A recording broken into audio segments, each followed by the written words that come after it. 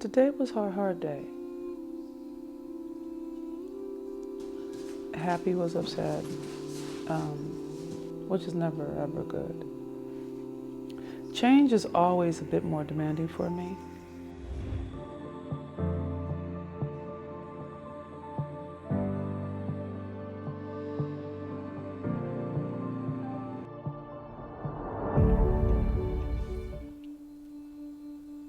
Certainty is very good with my version of PTSD.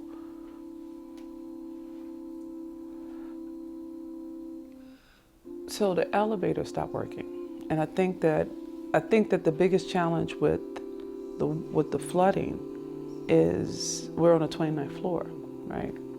And if you have to walk up 29 floors, flights, and down, over time it gets tiresome. And so in order for us to stabilize, we had to move into a different unit. But in order to move to a different unit, that means we had to pack our bags and get to another location. And the change was upsetting for Happy. Now the truth is it was upsetting for me, right? So of course it's upsetting for me, it's upsetting for Happy. So he starts to shake, I start to shake. He gets nauseous, I get nauseous. It's just this whole fallout. So we did it though, but we packed up the stuff. Happy went under the bed, which is a safe space for him. And he'll go right under the bed where I sleep. So he doesn't just go under the bed, he goes under the bed where I sleep, which is kind of endearing if you think about it. But he was like, I don't want to come out. And I understood that shit because I didn't want to come out either. I had to go under the bed and coax him out and pull him out a little bit and let him know he was safe. You know, the biggest challenge with extreme situations is not only the surprise, but also the feeling of the rug be pulled out from under you. So it ends up feeling like an unsafe space because it's not regular. And so Happy's sensitive, he feels up, he and I, we've bonded spiritually. He's my spirit animal. When I get weird, he gets weirder. And I can tell how I feel by virtue of his actions. So if he's going under the bed to hide, that means I'm really full. We got our stuff together, we got out the building, and then we got to the elevator. God forgive me for my sins, but there was a white woman on the elevator. She was a perky white. The happy, chipper whites that feel a need to keep talking loudly and telling you what to do. And by the time she showed up, my nerves I'm already shaking, right? I'm trying to get my body to calm down because she feels like she's in danger. It's a PTSD thing. You wouldn't understand it unless you do. But it's, I have to breathe deeply because I don't like people close to me unless they have permission. I don't like people talking loud. Sensory fucks with me a bit. And I know she was trying to be helpful. I do believe she was trying to be helpful, but I don't need someone to boss me. And then she kept getting my business. Jesus. She kept asking questions about my luggage. I'm like, bitch, get the fuck away from me and my dog. And she touched my dog. Now Happy's cute and people think they think he's a pet. He's not a pet, he's a service animal. But my nerves were already frayed. And I knew if I said something, it was gonna come out way hotter than required. So I said, B, give it a minute, just breathe on it. And she kept trying to find out what we were doing. And I'm like, Venus, don't say anything. If you say something, you're gonna come for her hard. And it's not even her upset, it's just that we've been moving around a bit. And so we're both fatigued. So all my white women in the room, I'm gonna talk shit for a minute, okay? Pretend you're black. Just pretend for a moment, because I'm about to say some bullshit. For white women in the room, you light-skinned today. You Cajun today. Because I'm about to say some shit. Terry, just give me 3 to 5 minutes on this. No, give me 3 to 5, because otherwise I'm a riff. All right. Help me understand why the fuck you think they give a fuck about you. Help me understand this, black woman. Why do you think white people give a fuck about you? What other evidence do you need? If you are literally waiting for them to watch out for you, what else do you need to see? Look in your own life. Have they not demonstrated yet that they're going to put themselves first? Then why do you keep expecting something different? Why is it that you are surprised when they do white shit? Why? I don't understand what the fuck. I'm like, black woman, please help me understand. They have demonstrated historically that they will always choose them before you. Then why the fuck do you think it's different? Why? I'm trying to understand that you actually think that they're going to sacrifice their privilege and access and resource for you? If we look at history, everything tells us they ain't gonna fucking do it. So why do you keep expecting equality? Why? It's a real question. There's something about us as a people that lives in a fantasy called equality. It is not the truth. So I want you to understand economically, why the fuck would they give you access to shit? What you have to contend with is you actually think this shit's equal. It's not, and it never has been.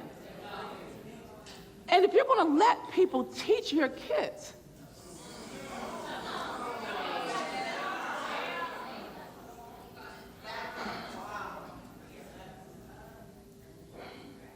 how many minutes I got? Oh, my point is this. Until you start getting realistic about what it means to be a black woman in the world, where you have been historically positioned as the workhorse, the cash cow, the beast of burden, and the fucking scapegoat, until you start getting realistic about that shit, you will be fucked. You will be fucked. And no one can make you, because in your own imaginings, you're living in hope. You're living in hope. And you keep being surprised by white people doing white shit.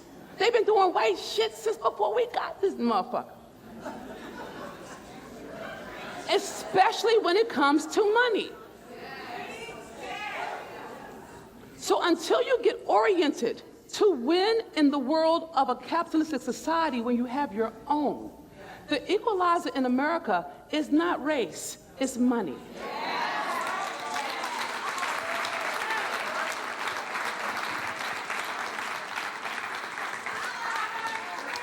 So you have to get oriented to do America the way it was built. It was built on capitalism. And if you keep trying to do a march instead of making money, you will lose. Guess what happened? You're gonna believe this. This is some bullshit. Okay, I was minding my fucking business. I really was. I had my dog, I looked cute, had my yoga clothes on. I thought I was kind of fly, okay? This woman, white woman, Jesus, Mary and Joseph, all right? She don't look like she done gone through too much. She comes up to me, kind of at a crosswalk, downtown San Diego, and she says, "Miss, can you help me?" I say, "I'm sorry, I can't." You know, this bitch got in my face saying, "Yes, you can." I'm like, and then all the rage, all the black rage rolls up. I'm like, bitch, I will fucking stomp you. I lost all kinds of semblance of reality. I was so pissed. It was like white privilege on steroids. How the fuck you want to be homeless and tell me what I can do for you? I'm like, oh, I was mad for about 3 or 4 blocks. She was like, oh, and then bitch ran the other direction. I wish a motherfucker would. I was so done, so done. How you gonna tell me what and you're homeless? How the fuck you be homeless and tell me what I can do for you? Where are you from again? All came out. It was all the Baltimore in me came the fuck out of my face, and it was rage. It was black fucking rage. That's don't laugh at me, it's true. How can a homeless person act like whiteness should transcend economics? So you gotta get oriented to have your own. And the good news is that this is the best time in human history to become a black woman millionaire because we have access. We don't have to go through the gatekeepers like we used to. I'm not suggesting they're not there, but they're not there the way they were. So if you're serious about literally breaking generational fucking curses, you gotta get oriented around having your own money, not working for him or not pleasing them. You gotta have your own money in a digital way that doesn't require your body to be there.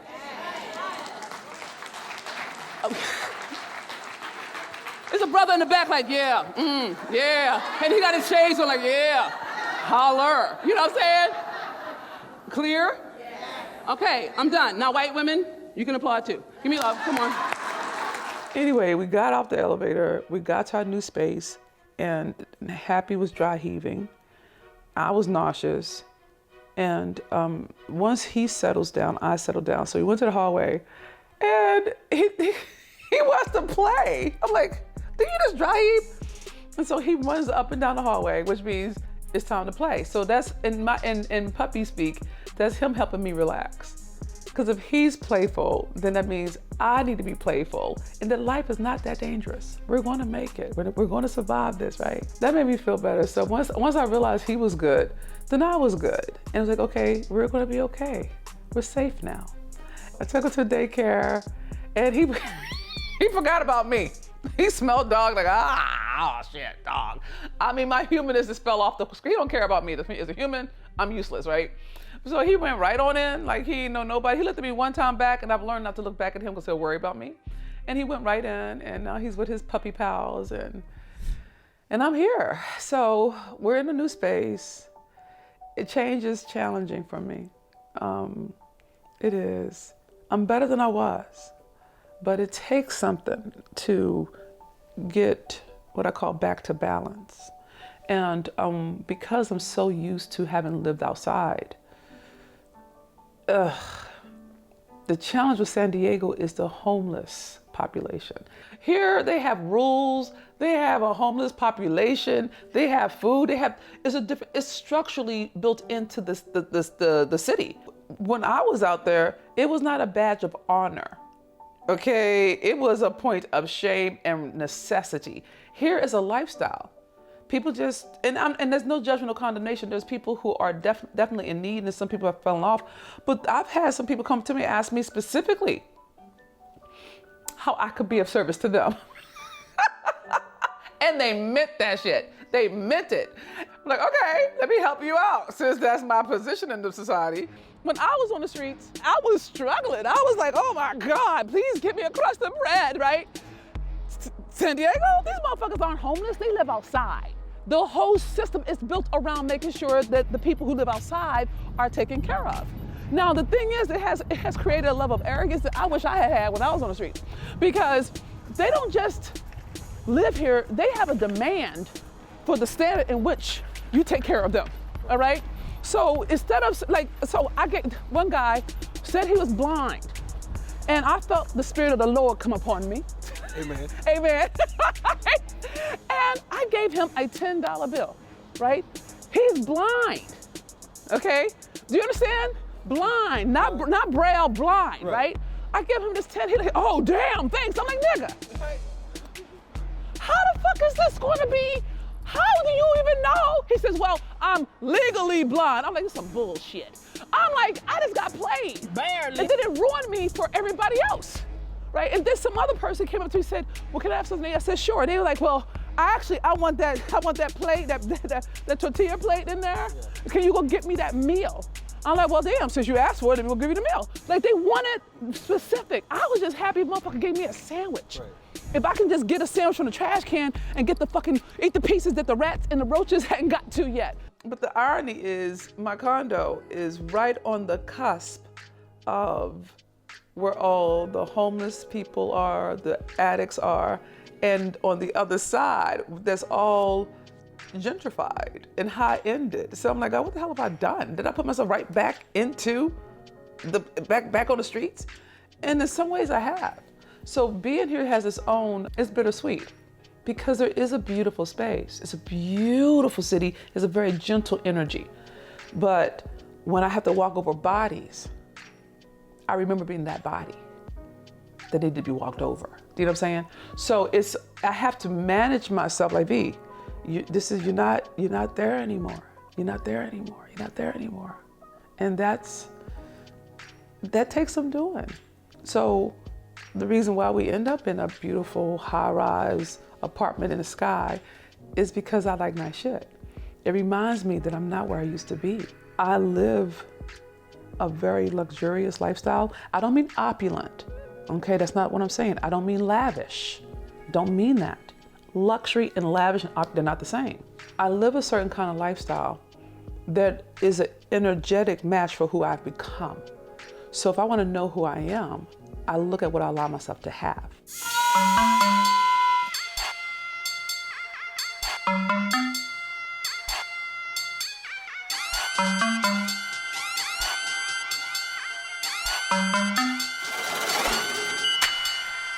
Even though I'm a hot mess, you know you want this hotness.